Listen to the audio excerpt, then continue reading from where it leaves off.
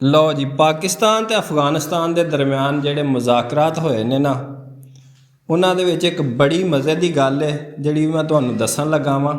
ਆਜ਼ਾਦ ਸੈयद ਉਹ ਕਹਿੰਦੇ ਨੇ ਕਿ ਮੁਜ਼ਾਕਰਾਤ ਜਦੋਂ ਸ਼ੁਰੂ ਹੋਣ ਲੱਗੇ ਸਾਰੇ ਲੋਕ ਬਹਿ ਗਏ ਤੇ ਅਫਗਾਨੀ ਵਫਦ ਦਾ ਇੱਕ ਮੈਂਬਰ ਉੱਠਿਆ ਤੇ ਉਹ ਕਹਿੰਦਾ ਕਿ ਫੌਰਨ ਜੰਗਬੰਦੀ ਕਰੋ, ਨਹੀਂ ਤਾਂ ਅਸੀਂ ਦੂਜਾ ਰਸਤਾ ਅਪਣਾਵਾਂਗੇ।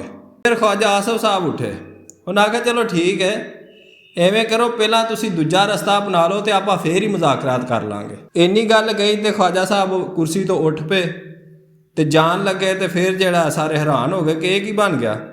ਉਸ ਤੋਂ ਬਾਅਦ ਫਿਰ ਜਿਹੜਾ ਕਤਰੀ ਸਾਲਸ ਸਨ ਉਹਨਾਂ ਨੇ ਫਿਰ ਜਿਹੜਾ ਮਿੰਤਰਲਾ ਕੀਤਾ, ਉਹਨਾਂ ਨੇ ਵਿੱਚ ਫਿਰ ਜਿਹੜੇ ਸਾਲਸ ਸਨ ਕਤਰੀ ਉਹਨਾਂ ਨੇ ਫਿਰ ਆਖਿਆ ਵੇਖਿਆ, ਉਹਨਾਂ ਫਿਰ ਮਿੰਤਰਲਾ ਕੀਤਾ, ਉਹਨਾਂ ਫਿਰ ख्वाजा ਸਾਹਿਬ ਨੂੰ ਬਿਠਾਇਆ ਦੁਬਾਰਾ ਸੀਟ ਤੇ ਉਸ ਤੋਂ ਬਾਅਦ ਫਿਰ ਉਹ ਜਿਹੜਾ ਬੰਦਾ ਸੀ ਨਾ ਜਿਹਨੇ ਉੱਠ ਕੇ ਆਖਿਆ ਸੀ ਕਿ ਜੰਗਬੰਦੀ ਕਰੋ ਨਹੀਂ ਤੇ ਦੂਜਾ ਰਸਤਾ ਅਪਣਾਵਾਂਗੇ, ਮੁੜ ਕੇ ਫਿਰ ਉਹ ਕੀ ਉਹਦੇ ਨਾਲ ਦੇ ਜਿੰਨੇ ਵੀ ਸਨ ਫਿਰ ਕਿਸੇ ਨੂੰ ਜੁਰਤ ਨਹੀਂ ਹੋਈ ਹੈ ਕਿ ਕੋਈ ਹੋਰ ਗੱਲ ਕਰਨ, ਬਸ ਹੂੰ ਹਾਂ ਹੀ ਕਰਦੇ ਰਹੇ ਨੇ।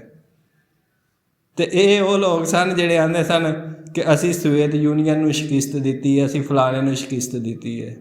ਉਹ ਭਾਈ ਉਹ ਲੋਕ ਸਨ, ਉਹਨਾਂ ਨੂੰ ਸ਼ਿਕਸਤ ਤੁਸੀਂ ਉਦੋਂ ਹੀ ਦਿੱਤੀ ਸੀ ਜਦੋਂ ਤੁਹਾਡੇ ਪਿੱਛੇ ਪਾਕਿਸਤਾਨ ਸੀ।